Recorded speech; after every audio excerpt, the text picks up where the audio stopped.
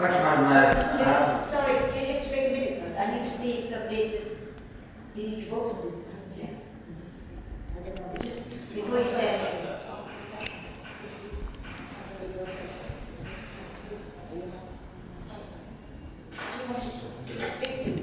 Can we just be clear as to which section you're looking to amend, Councillor? Through Mayor, in the powers of the Managing Director, the scheme of delegation, this bit here, it's in consultation with the relevant senior qualified officers, the chairman of the relevant committee or panel, and then it just goes and others deemed necessary. I'm just saying the two leaders of the opposition or the leaders of the opposition in between panel and. I mean, it's not okay. And others. Councillor Joseph, you want to? Yeah, please. Sorry, Madam Mayor, just while people gather their thoughts. Just some mention of scrutiny points. Scrutiny will still be available for cabinet decisions. All that will happen is if members wanted to call a cabinet decision exactly as they do now, we would just convene a scrutiny committee to hear that decision. To hear that calling as exactly as now. But there won't be any scrutiny panels scheduled, so if you just be a meeting to consider that individual calling, then it will finish. So that will be available. Thank you, Madam. Does that clarify the terms of your proposed amendment, Councillor? Because it does strike me, as written, you'd be looking for consultation on all planning decisions, even though you're not technically a member of that said planning or licensing or relevant committee. I mean, what we could do as a compromise is, in consultation with the relevant chairman and what I would call the principal lead opposition member on said committee. Yeah, that's okay. Yeah, right. I would agree with that. Yeah. Councillor Rayner, are you happy with that? Yes, thank you. Yeah. Yeah, please. Yes, thank you very much. And I also agree with the time limit amendment. And I suggest maybe if appropriate a council meeting to review it in June. Would that be acceptable? That's Sorry, thank you.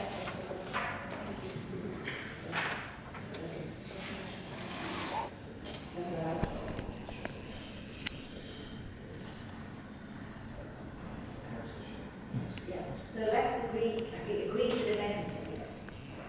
So good. Yes, please. As I understand the amendment proposal, Madam Mayor, it will now be to consult with the relevant committee, chairman of the relevant committee or panel, and the lead opposition member from each of those committees or panels, from each of the opposition groups. So that's as I understand the amendment, and I think there's been a further amendment suggested, which is to, I think to have a meeting. We said June, a council meeting to review these arrangements, and we can schedule that in. Obviously, if new legislation comes in first, or if I knew before that time that we can amend this arrangement, which I will try and do as soon as possible, I should say, then we won't need that meeting. But if we're still running this arrangement into June, we'll offer members a council meeting. You can either agree to a council meeting and actually debate it, or if you're comfortable with the arrangements, you can refer the council meeting for a month or whatever. But we can build that in if people are happy with that. So should we agree on that? Everybody agrees on the amendment? Justice Stevens? Yeah, agree? So now, Councillor Sharp, you want to say something? No, thank you, Madam Mayor. No, I'm fine with the amendments that have been proposed now. Thanks. Councillor Carroll, did you want to say anything? No, Mr. Sharp, he's clarified that with his last statement. Thank you very much. Councillor Thank you, Madam Mayor. We're back to working over later, right? Yeah. Okay. So I just wanted to raise a question about planning decisions. I think for Albany, Run-of-the-Mill, the plans are perfectly acceptable, but potentially there might be sort of large-scale planning applications coming through where it's in the public interest, perhaps as large campaigns associated with them. What can we do in that situation? Is there any way to defer the application or call a special meeting for public? I think it is Madam Mayor, in terms of delegation, you either delegate the decision to someone or not. So there's no way of saying they can't take this type of decision unless we can separate out. What I would suggest is that relevant officers can always refuse to take a delegation. So I wouldn't be saying this would happen on a regular basis because it defeats the purpose of actually having the amendment of the powers. And with all due respect to all councillors, everyone always thinks the planning applications in their ward are the most critical ones. What I would suggest, if we suddenly picked up an application for 5,000 new homes or a nuclear power station, then I doubt that the officers would be comfortable to deal with that in the delegation. They would refuse to delegate, take that as a delegated decision. It would come back to a committee which would need to be called. If it was an issue in a ward where there may be a strong feeling in the ward, that would be captured by the idea that this would still be able to object. That's still reflected in the report, which we did exactly as now, but the decision making would not be in public committee by officers. So I think there's a degree of sensibility on the officers' part. What we can't do as members sensibly is say, well, this application, because there's no degree of sensitivity, we can actually pick up in that sense.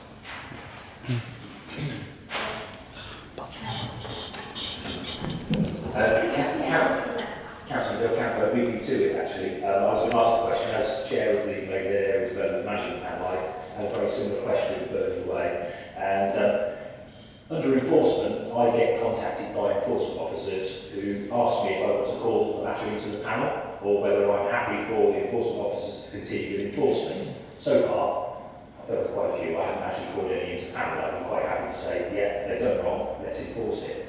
I was just wondering whether there was any scope with such planning applications that the chair of the panel could be consulted perhaps. I don't want to make this long and sporty, but whether the chairman could be consulted so that I could then, I'm calling me because obviously I only do the main one, perhaps I could take all the feelings and the views of all of the panel members and perhaps then either meet at a distance or electronically somehow consult with the case officer or the head of planning at the time who's likely to be involved with it.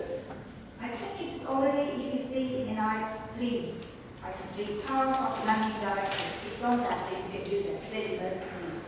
If you look at this paragraph, it's already included. Yeah? Where it says chairman of the relevant committees. Oh, does it say chair? Sorry. Yeah, it Glasses does. aren't working very well. No, it's done. Thank you. Is there anything else? Can anybody else indicate? Oh, sorry. That's your mark.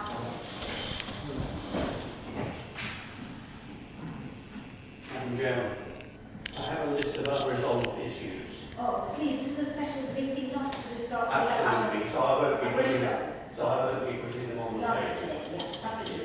But there is one, and that is the partnership funding for the River Thames scheme. So, it's not on the agenda. I'm sorry, I said that. No, can you please, we want to talk about it. Yeah. If you want to talk to the managing director later about it, you can take it outside. But this is especially very important. Thank you. So do you all agree on the recommendation?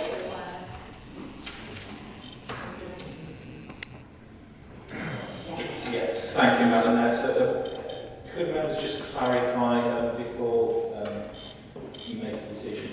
Do you want to start with immediate effect, which would affect tonight's plan meeting, or do you want to wait and allow tonight's plan meeting to go ahead? If we're doing this in the spirit of giving to advice, we should really be looking at cancelling tonight's meeting, but I'm just conscious people are putting time and effort to plan for tonight's meeting and get it through.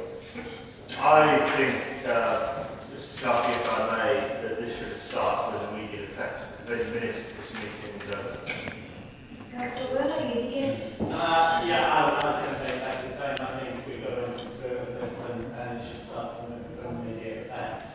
I do have a point, I just put my hand up. We don't know obviously how long this crisis is going to go on for, and I'm very aware of the 6 months rule of councillors attending a meeting within 6 months. And I seem to remember that there was something that's been used in the past, I don't know whether it's still relevant, that if a member was very ill for over 6 months, they could get special dispensation. I presume that kind of thing is going to be used. Yes, yes, yeah. Councillor Hassan? Yes, I totally agree with the leader as far as cancelling the panel this evening. What I would say is obviously the applicants have been waiting for an extremely long time for this to come forward. So I assume that this will be the first cases where delegated powers will apply and we can get these actually decided on today, if possible, or certainly ASAP. I don't see there's too many complications with either application, to be perfectly honest with you. Councillor Davis. Thank you, Madam Mayor. Just one other question. I don't think, apologies for coming in late. One question I don't think we've covered. What's the procedure if, and certainly hope that it doesn't happen, that if Duncan were to need to be involved, do we have is there a chain of command or something? And I can answer that. Yes. I'm not pushing it at all. I'll happily have a few days of it. There is a system in place. I've already authorised a long time ago when I first started all of the directors to fully deputise for me in my absence or inability to act in some way. So the way the delegation falls, and that's why we designed it in this way, it's to me, if I'm not physically able to exercise it, any of the directors can exercise it on my behalf. But similarly, if any of the delegations to any of the other officers they're not able to exercise, either the people can exercise those on their behalf. So it gives us that robustness. But what I will be doing as soon as possible today is actually delegating this to Chief Planning Officer and the Senior Licensing Officer to actually make the decisions as they have to be qualified. And we'll make sure there's enough robustness in their delegations that if they're not able to act in the same way that someone else can do that. What we wouldn't do is push that too far down into the organisation. Because I think making decisions at this level doesn't need to be a senior professional officer. So we'll just look at that, and if at any point the decision couldn't be, sorry, the